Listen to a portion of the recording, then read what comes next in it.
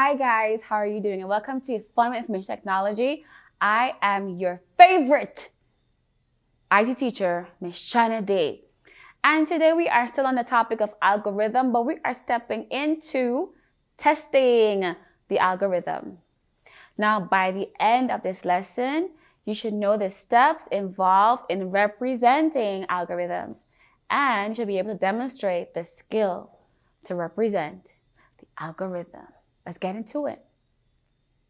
Now, in testing the algorithm, one way to test short programs is to do what is known as a dry run using paper. A dry run involves creating a trace table.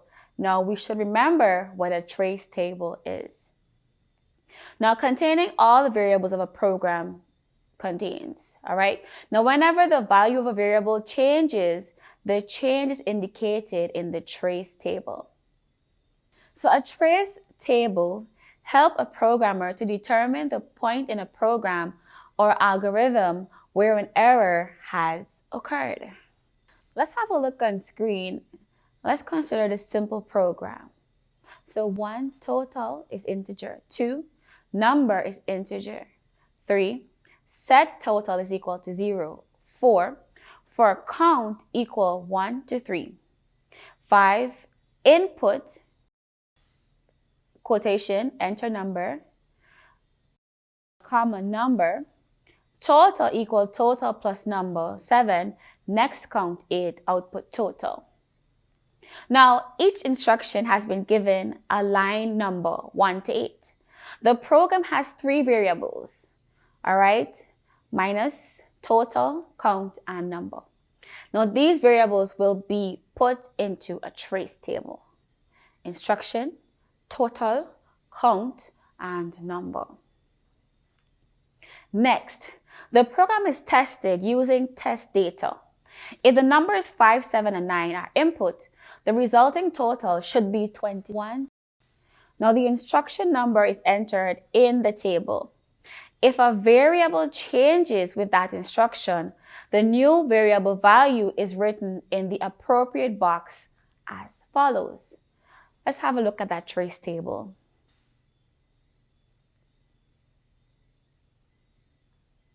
Now, at each step, the programmer is able to see if and how a variable is affected. Trace tables are extremely useful because they enable a programmer to compare what the value of each variable should be against what a program actually produces. Now, where the two differ is the point in the program where a logic error has occurred. Remember, once again, the purpose of a trace table is to identify any errors, yes? Now, evaluating an algorithm. Now, when developing an algorithm, it is useful to formalize exactly what that algorithm is designed to do. This makes it possible to check whether it meets all of those requirements. In addition, there might be several possible algorithms for the same problem. A good algorithm will not only do what it is supposed to do, but will also do it efficiently. Inefficient algorithms may slow down the speed of the program execution. For example, a bubble sort is less efficient than a merge sort. Now, an evaluation is important. Why? Because it's the process that allows us to make sure the solution does the job it has been designed to efficiently do. All right? And to think about how it could be improved. Now, there's some ways an algorithm can be faulty. And here are some of these. Number 1, the original problem may not be fully understood. Number 2, the algorithm is incomplete. Number 3, the algorithm is inefficient and may be too complicated or too long. Number 4, the algorithm does not meet the original design criteria, so it is not fit for purpose. Now let's have a look at these examples. The number 4 is the input value for x. So it says, read x for m equal 1 to x do. y equal x minus m, and z equal 5 times y minus m. End print z. Now the trace table's headings will go as follows: x, m, y, z. X containing the numbers 4. Now you start by replacing each x in the algorithm with the number 4. All right, which would read 4. For m equal 1 to 4, do y equal 4 minus m, z equal 5 times y minus m. End print z. Now the for loop tells you that m must go from 1 to 4. You can therefore fill in the column labeled m with the numbers 1, 2, 3, and 4. When m is 1, y is equal to 4 minus 1 equals 3. Now you write the numbers 3 in the table under y in the row where m equals 1. The number 3 can now be used in the second calculation, giving z is equal to 5 times 3 minus 1. Now remember the rules in mathematics. We know BODMAS: brackets, order, division, multiplication, addition, subtraction. Now they tell you in which order to do the arithmetic operations. Computers follow the same rule. All right, so therefore z is equal to 5 times 3 in brackets minus 1 equal 15 minus 1 equals 14. So write 14 in the row where y equals 3, as you can see with the trace table. Now when m is equal 2 and y is equal 4 minus 2 equals 2, write the number 2 in the table in the row where m equals 2.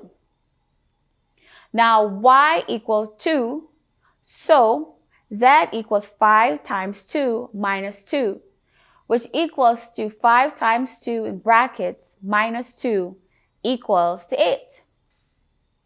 Write 8 in the row where y is equal 2. All right, now still having a look at the trace table where these changes have been made. Now when m is equal to 3, y equals 4 minus 3 equal 1. Write the number 1 in the table in the row where m equals 3. Now y is equal to 1, so z is equal to 5 times 1 minus 3 equals 5 times 1 brackets minus 3 equals to 2. Write 2 in the row where y equals 1. Now when m equals 4, y equals 4 minus 4 equals 0. Write the number 0 in the table in the row where m equals 4. I know it's a lot, but we're almost to the end. Now y equals 0, so z equals 5 times 0 minus 4, which equals to 5 times 0 brackets minus 4, which equals to negative 4. Write negative 4 in the row where y equals 0. Now the maximum value in the loop has been reached, so you move on to the next line in the algorithm, which is to point z. The very last value of z in the algorithm is negative 4. So when you freeze the algorithm, the last row of the table shows the value at the time. All right. Now, for example, when x equals 4, you have m equals 4, y equals 0, and z equals negative 4. All right. And that's it. Easy peasy. All right. Now, let's answer some questions. All right. Write these questions down and let's go through them. So, on screen, why should you trace a table?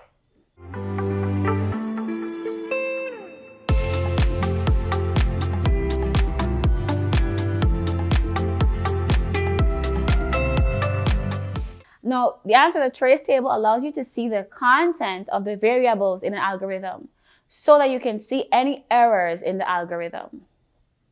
Yeah? Easy peasy. Question 2. Now let's have a look at the trace table and complete the following algorithms. All right? As you see on screen, A 3, B 5, sum 1. We have set A to 3, set B to 5, set sum to 1. While A may be less than or equal to 12, do A equal A plus B, B equal B plus A, sum equals sum plus B, end while print sum stop.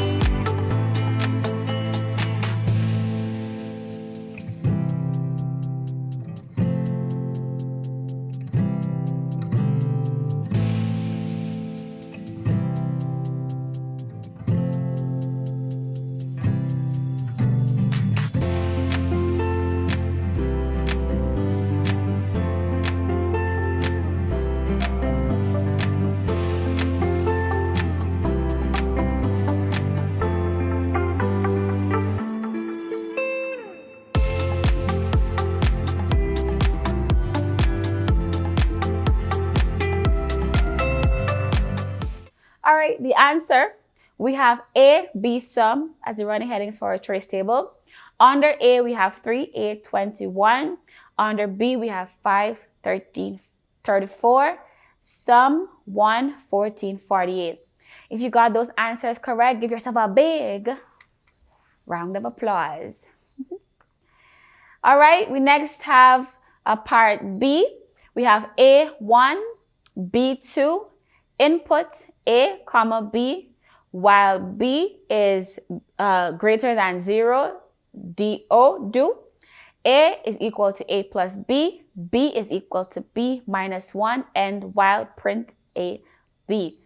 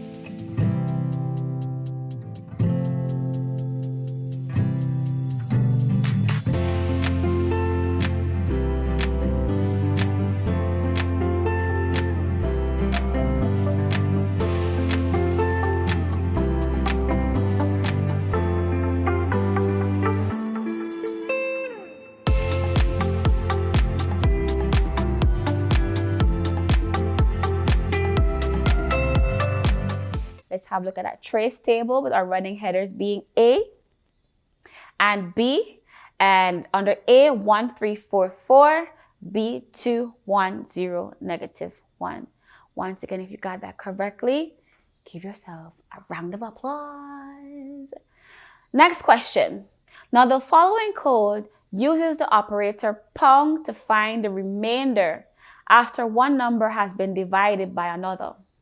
Example, 4 pound 3 is equal to 1 and 12 pound 7 equal to 5. Use a trace table to show the outputs of the programs. For I equals 1 to 4 do. If I pound 2 equals 0, print I, else print no remainder. All right, now we have B, bas equals 11. While bas is greater than 2, do. Out equals bas pound 3. Print out bas equals out.